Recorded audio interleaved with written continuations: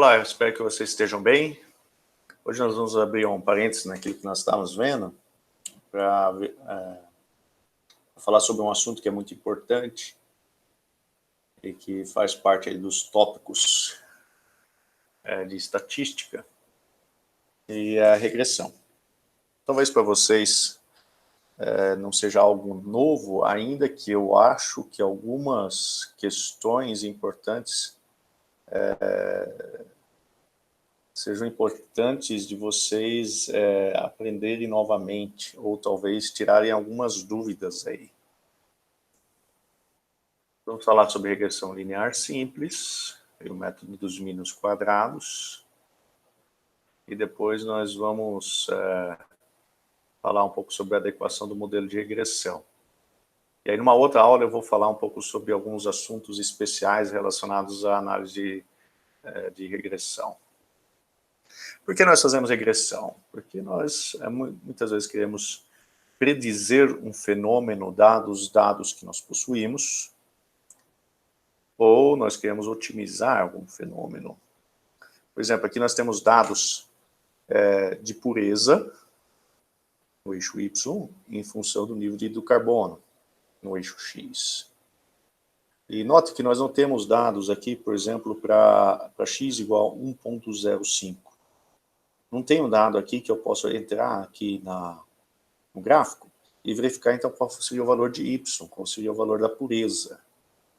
Então, uma vez que não tem, se nós tivéssemos aqui uma regressão, uma linha, que passasse e descrevesse esses pontos que nós temos, então nós poderíamos então saber, então para x igual a 1.05, qual seria o valor de y?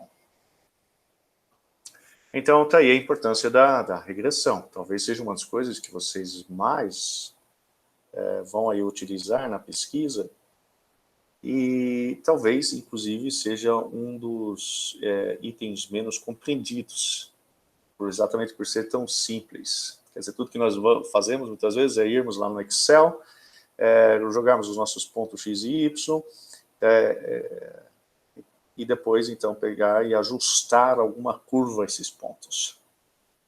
De fato, é muito mal compreendido isso, que eu tenho visto, inclusive, durante essa quarentena, muitas vezes, pessoas fazerem predições relacionadas ao Covid e que não compreendem a regressão.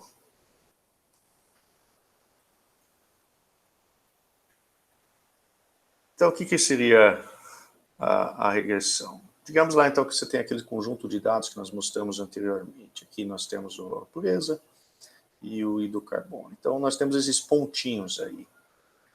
Nós podemos dizer que cada um desses pontinhos pode ser descrito por uma equação como essa. Y, que é a nossa variável dependente, nesse caso o oxigênio, é igual a beta zero, que é o ponto onde essa reta aqui vai interceptar o eixo Y, mais beta 1 então é a declividade dessa reta que nós estamos vendo aqui, vezes x, que é a nossa variável independente, que nesse caso é o nível de hidrocarbono, mais epsilon, que é um erro aleatório. Então, o que nós estamos falando é que cada ponto aqui é essa reta mais um erro. Então, aqui, se nós fôssemos olhar aqui para valores altos, aqui, ó, de x, o valor mais alto, pegamos esse ponto, último ponto aqui. Então, aqui nós temos que este ponto aqui pode ser descrito por essa reta aqui, mais esse erro. Esse erro que é um erro, ou deveria ser um erro aleatório. Tá, então, o erro, ele, no modelo de regressão linear simples, ele precisa ter média zero e variância sigma 2.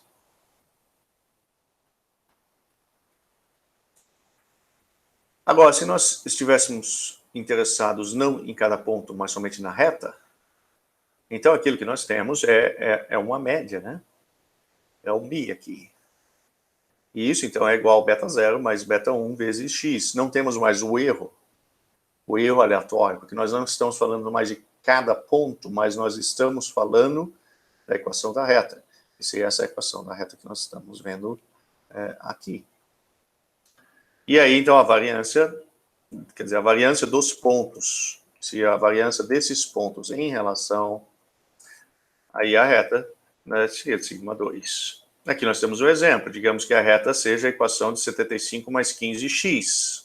Então, 75 é o beta 0, é onde intercepta no eixo y. 15 é a declividade. 15 vezes x. Então, aí nós temos a equação da reta. Então, agora nós podemos fazer estimativas, né, baseados nisso, né? Para x igual a 1,25, nós substituímos aqui 1,25, 15 vezes 1,25 mais 75 dá nosso valor de y.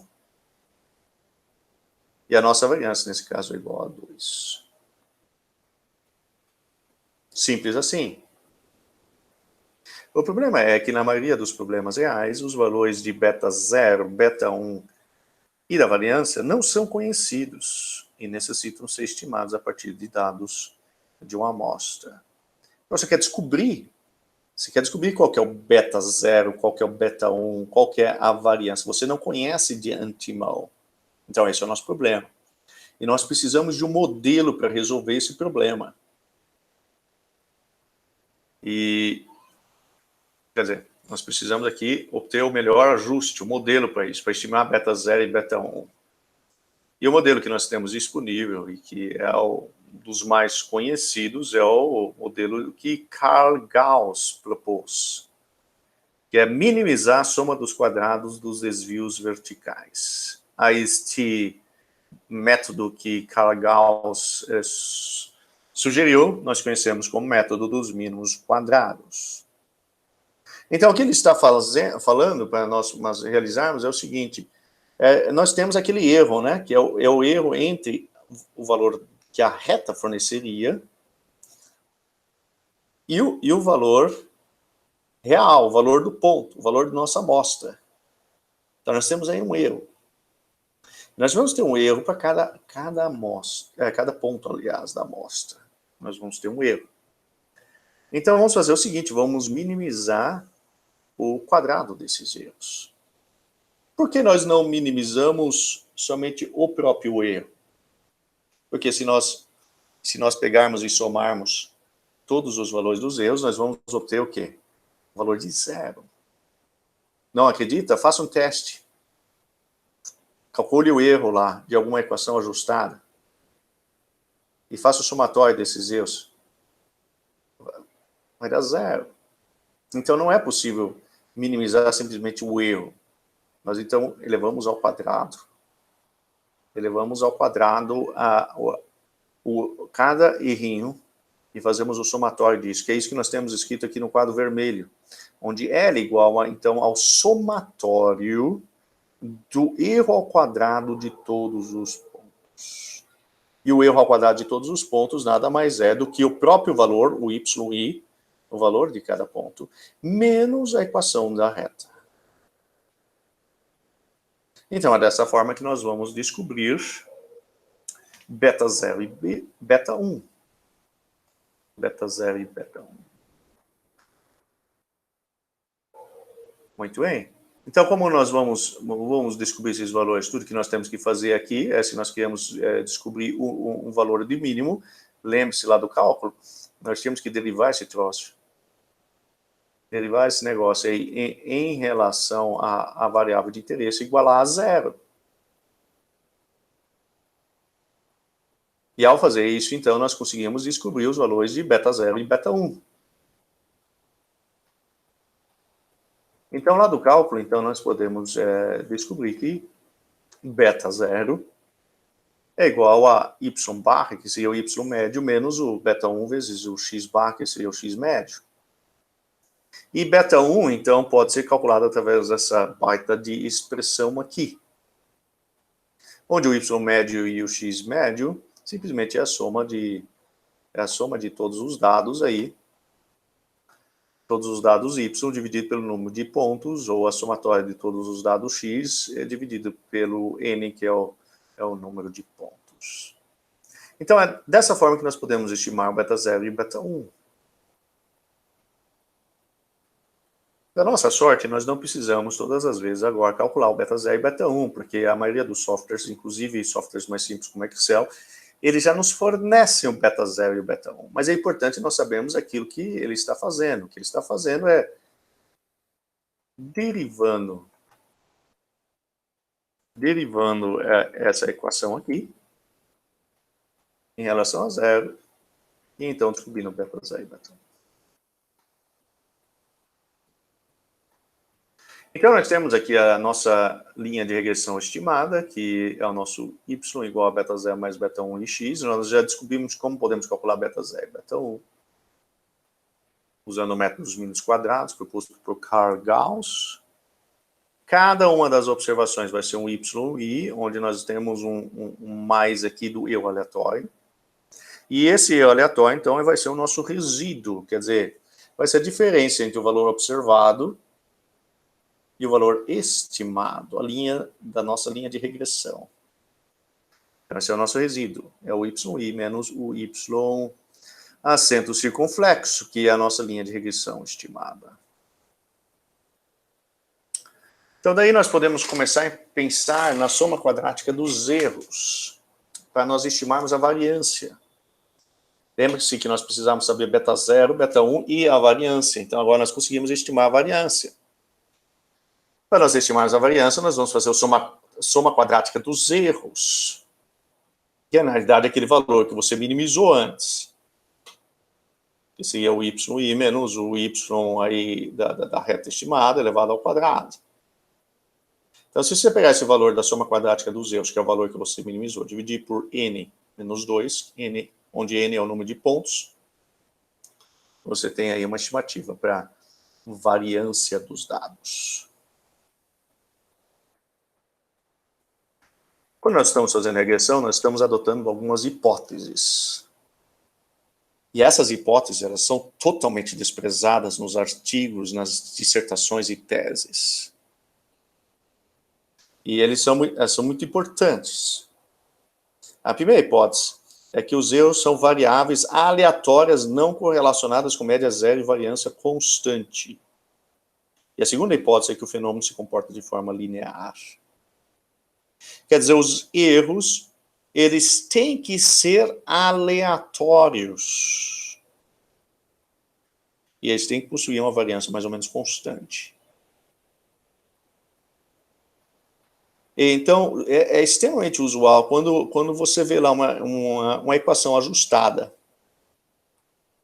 num trabalho científico, você não ver um gráfico dos erros para saber se atende uma das hipóteses que são necessárias ser entendidas para que o modelo de regressão seja utilizado. Aqui nós temos um exemplo disso, de gráficos de resíduos. Resíduo, então, é o valor a diferença entre o valor observado e a reta. Então, aqui nós temos 4 gráficos disso. O valor observado menos a reta ajustada. Então, na situação A, nós temos que os valores, eles estão distribuídos aproximadamente de forma aleatória, né? Não tem nenhuma tendência bem visível. Já no caso B, nós vemos claramente uma tendência que conforme os valores, vamos chamar isso de x aqui, esse eixo x, conforme os valores de x vão aumentando, os resíduos eles vão aumentando, seja para valores negativos ou valores positivos. No caso C, acontece inicialmente a mesma coisa, conforme x aumenta, os valores dos resíduos vão aumentando, e depois eles atingem um pico e vão diminuindo. E finalmente no caso D, o que nós temos claramente aqui parece que é uma parábola, né? Então os resíduos possuem uma tendência. Ou seja, nos casos B, C e D, a equação encontrada através do método dos mínimos quadrados, ela não atende às hipóteses do modelo, não atende. E é isso que eu mencionei antes, que nesse caso não se poderia fazer a regressão que foi feita. Não se poderia. E é este o caso de muitos modelos que nós temos por aí em artigos. Eles não servem para nada. Não servem. Porque não atende a uma das hipóteses do modelo. No caso que nós estamos vendo ali, da equação ajustada ali do nível de carbono em função da pureza, aqui nós temos os resíduos plotados em função dos valores preditos. E note que os dados parecem estar distribuídos de forma aleatória, então nós podemos usar aquela equação, aquele modelo que nós usamos antes. Esse aqui, ó, 75 mais 15x.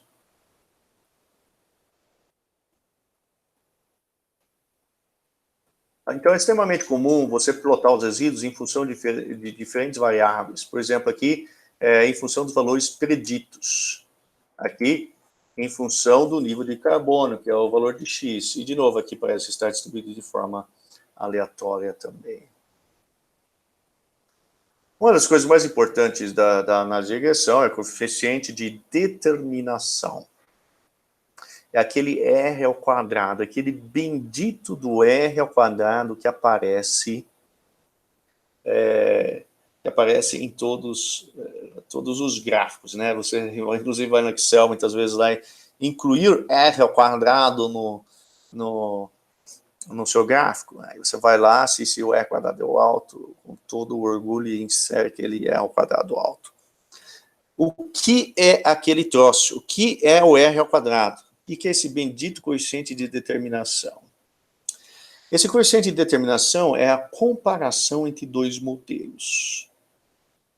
O primeiro modelo é aquele que você acabou de ajustar. É a equação da reta. O segundo modelo é o modelo nulo. É o modelo onde você simplesmente está pegando a média dos valores de y, dos seus pontos. Você não ajusta nada, você só pega o valor médio. Então é isso que nós temos aqui, do lado esquerdo, nós simplesmente pegamos e calculamos o valor médio dos pontos de y. E é essa linha aqui que vocês podem ver aqui. E aí, então, obviamente, tem o erro, né? O erro de cada valor observado em relação ao seu valor médio. Então, esses quadrados ilustram, digamos, o erro. Muito bem, então é isso que nós temos aqui. Então, nós temos aqui no vermelho a soma quadrática dos erros nesse caso. Nós temos o valor o valor observado de cada ponto, menos o valor simplesmente médio desses pontos. Tudo isso elevado ao quadrado, o somatório disso. E no azul? Bem, no azul nós temos aquele ajustado devido ao método dos mínimos quadrados. Aquela equação está reta. Então, aqui, de novo, nós vamos ter um erro, né? O erro seria a diferença entre o valor observado e a equação da reta que você acabou de encontrar. Então, aqui nós temos a soma quadrática dos erros também, que nós já vimos antes. Inclusive, usado para estimar a variância, né? Então, nós já vimos isso antes. Então, o que é o coeficiente de determinação? É a comparação entre os dois. Então, R2 é igual a 1 menos a soma quadrática lá dos erros devido ao modelo ajustado, e é dividido pela soma quadrática dos erros de modelo nenhum, do modelo nulo, que seria simplesmente pegar a média dos valores aí de y. O que acontece? Então, se o erro da sua equação ajustada é da mesma ordem, quer dizer, a soma deles, é da mesma ordem do modelo nulo, então nós vamos ter aqui um valor aqui desse SSE dividido pelo SST igual a quase 1. Então nós vamos ficar com 1 menos 1 e o R2 vai para 0. Ou seja, o seu modelo ele não é muito melhor que o modelo nulo. Às vezes você simplesmente poderia pegar a média dos valores de y. É igual. Não faz muita diferença. Você não está aumentando muito, digamos, o seu poder ao usar um modelo diferente do modelo nulo. Note que não está dizendo que o modelo necessariamente é ruim. mas simplesmente está dizendo que em relação ao modelo nulo, ele não é muito melhor. Tá, então o R2 ele vai colocar mais ou menos no numerador aí a variação explicada pelo modelo. E no denominador você tem a variação total. Então, quando você tem aqui os valores aqui ajustados, e você tem aqui os pontos, então você sempre vai ter uma variação não explicada pelo modelo, que é a variação aleatória, né? Deveria ser um valor aleatório. E aí, então, você tem, e essa linha pontilhada indica o valor de y barra, né? Que é o y médio. Você tem aqui o em vermelho, a variação explicada pelo modelo, que é a variação, digamos, é aquela um pouco melhor que o modelo nulo. Tá? Então, esses dois dão a variação total, dão denominador. Então, se a variação explicada pelo modelo não é muito melhor que a variação total, então, o modelo ele não está servindo para muito, ainda que ele seja significativo, mas ele não está servindo para muito. Você quase poderia somente usar o modelo nulo, que seria simplesmente pegar a média dos pontos. No nosso caso, no exemplo que nós estamos usando ao longo dessa aula, o R2 dá 0,877. 0,8877, aliás. Isso quer dizer que o nosso modelo ele é bem melhor que o modelo nulo. Simplesmente pegar a média dos pontos aqui, da pureza de oxigênio, e calcular uma linha aqui. Então, ele é bem melhor que o modelo nulo. Então, o que isso quer dizer nesse caso? 0,877 quer dizer que 87,7% das variações de Y são explicadas pela variação de X. Quer dizer, nós temos aí uma certa, digamos, incerteza. Nós não sabemos por que nós temos o restante das variações. Um R2 igual a zero quer dizer que as variações de Y são exclusivamente aleatórias, por isso que o modelo nulo serve. Quer dizer que tem outros fatores que estejam influenciando, não necessariamente o X, não necessariamente, digamos, o nível de carbono nesse caso. E um R2 igual a 1 quer dizer que as variações da variável Y são 100% explicadas pelas variações da variável X, não ocorrendo desvios em torno da função estimada. R2 alto não é, quer dizer, coeficiente de determinação alto, não é sinônimo de causação. Aqui, por exemplo, nós temos os valores de x, os 6 primeiros dígitos do número π. E y, se não me engano, é os 6 primeiros dígitos do número de Fibonacci. Ou seja, números que não têm absolutamente uma coisa a ver com a outra. E olha aqui a equação ajustada, 0,31 mais 0,79x, e olha o coeficiente de determinação, 0,746. Opa! Valor altíssimo. Mas x não está causando y. Eles não têm nada a ver uma coisa com a outra. E esse é um pouco o problema das pesquisas, muitas vezes, né? Que não é porque você encontrou um coeficiente de determinação alto em uma equação, que x está causando y. Uma coisa não tem nada a ver com a outra. E aí que entra, digamos, o seu conhecimento físico, químico, biológico, para tentar justificar isso. Você talvez desenvolver um modelo físico, químico ou biológico para justificar, talvez, o seu modelo matemático. É importante você fazer um gráfico dos dados. Olha aqui, nós temos 11 dados. Todos os 11 dados vão dar uma média em x de 9, uma média em y de 7,5. E a equação ajustada sempre vai ser a mesma. Quer dizer, a grande equação. A equação usando metros mínimos quadrados. 3 mais meio x. O R2, nos 4 casos, é igual. É 0,67. 0,67. Agora, olhe uma vez para os dados. Você acha mesmo que, por exemplo, o B aqui é uma reta? Lógico que não. Você acha mesmo que você não tem que considerar esse ponto aqui fora, nos gráficos C e D aqui, ó? Os outliers. Lógico que sim. Aqui, então, parece que você tem, de fato, no A, parece ser justificável você ter uma reta. Então, você sempre tem que fazer um gráfico dos dados e verificar se, de fato, você está justificado em empregar o modelo que você está empregando. Um baixo por cento de determinação não significa que o modelo é inútil. Aqui, por exemplo, nós temos o seguinte, nós temos aqui diferentes níveis de significância estatística, 10, 5 e 1%. E os valores que nós temos nesse lado da tabela aqui são os valores de coeficiente de determinação, que, dado um certo tamanho de amostra, tornam significativo, estatisticamente falando. Então, por exemplo, para um nível de significância 5%, e para que eu tenha um coeficiente de determinação de 0,99, 3 pontos aí está tranquilo. Tranquilo. Agora, quando vai ser estatisticamente significativo, 5%. Agora, para o outro extremo aqui, para um nível de significância 5%, e para eu obter uma significância, então, um coeficiente de determinação de 0,04, 100 pontos.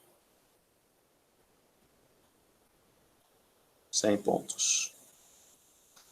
Ou seja, para 100 pontos, quando o coeficiente de determinação for maior que 0,04, ele já é estatisticamente significativo, mostrando um nível de significância de 5%.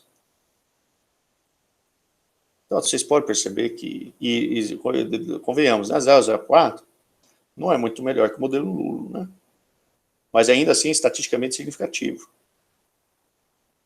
Tá, então, a significância estatística, ela não é tudo que há.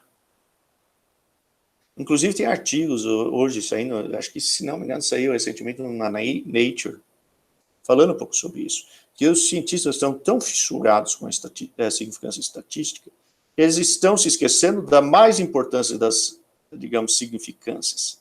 A significância física, química, biológica. Então, nós deixamos a estatística dominar o nosso fenômeno. É óbvio que a magnitude de R2 depende do intervalo de variação de x. Olha, aqui nós temos o conjunto de dados completo na figura à esquerda em cima. E daí o coeficiente de determinação deu 0,77. Tudo que nós fizemos com as demais figuras foi excluir uma parte dos dados, mas eles fazem parte dos mesmos dados da primeira figura. Então é de se esperar que, se o mesmo modelo foi ajustado, que o coeficiente de determinação fosse alto, mas não é. Não é. Por que nós temos aqui os valores altos nas figuras embaixo? Porque tem uma grande variação em x. Uma grande variação em x. Então, e isso dá uma grande variação em y também. Então, se você pegar aqui e ajustar o modelo nulo, o seu modelo ajustado vai ser bem melhor que o modelo nulo. Mas se você ajustar nesse quadro direito em cima o modelo nulo e comparar com o seu modelo ajustado, não vai ser muito melhor. Não vai ser muito melhor. Mesmo conjunto de dados. Diferentes valores de R2. Então, quanto mais espalhados estiverem os dados, tanto maior vai ser a possibilidade de você obter um coeficiente de determinação alto. Mas isso não quer dizer nada. Não quer dizer nada. Por isso que, quando você faz muitas vezes uma calibração, quase todos os gráficos, se você olhar em dissertações, teses e artigos, onde você tem uma calibração, o R2 crava quase no 1. E todos plotam isso com o máximo de orgulho possível. Mas por que isso acontece geralmente numa calibração? Porque os valores de x estão muito espalhados e você precisa espalhar os dados para fazer a calibração. Tá, então, a magnitude do coeficiente de determinação depende do intervalo de variação de x, e isso é muito importante. Aqui tem outra coisa que nós cometemos erros muitas vezes. Eu já errei bastante nisso. Nós adicionarmos termos demais. Né? O que nós fazemos muitas vezes? Aqui tem um conjunto de dados. Aqui. A primeira coisa, nós testamos um modelo linear, mais simples. Deu um coeficiente de determinação de 0,4678. Daí que nós vamos adicionar os termos aí, né? Um polinômio aí, né? Vamos adicionar aí, então. E aí pegamos o polinômio terceira ordem. Opa, o ajuste foi já bem melhor, foi sem determinação, foi para 0,92. Opa, então o que eu vou fazer? Vamos aumentar a ordem desse polinômio. E jogamos essa ordem de polinômio aí para 6. E o que nós obtemos? Um R2 igual a 0,99. Eu garanto para você, se você colocar um polinômio de ordem 30, você vai cravar o R2 igual a 1. Mas isso não quer dizer absolutamente nada. Nada. Porque por que nós ajustamos o modelo aos dados? Nós ajustamos o modelo aos dados porque muitas vezes nós queremos fazer predições. É o início da aula. Nós queremos fazer predições. Então, o que acontece que quando você ajusta um polinômio de alta ordem, quer dizer, talvez da mesma ordem de quantidade de pontos que você tem, esse modelo vai passar por cada ponto, mas nada garante que no próximo, por exemplo, no próximo, considere esse último gráfico aqui, para onde que está indo o modelo? A curva aqui está indo lá para cima, parece que vai estourar lá, está indo quase para a vertical lá para em cima. Agora, se você pegar então o valor de 4.250 aqui, é de fato o valor de y, daria um valor estourando lá para cima? Não, parece que aqui nós estamos num conjunto de dados que parece que está ficando na horizontal, em termos médios. Então, o seu modelo vai fazer uma predição errada.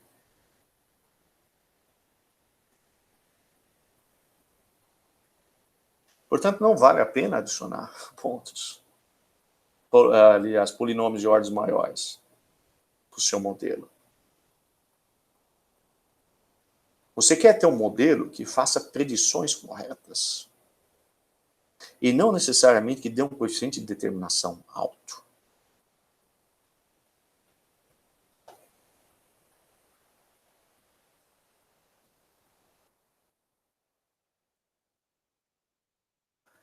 Nós vamos terminar por aqui essa aula e depois eu vou falar sobre alguns outros aspectos importantes que você deve considerar na análise de regressão. Tá? Que muitas vezes nós temos dúvidas ou não as temos, mas que justamente por nós não termos dúvidas, nós cometemos erros na análise de regressão. Tudo de bom para vocês. Espero que vocês tenham um grande dia e uma grande semana.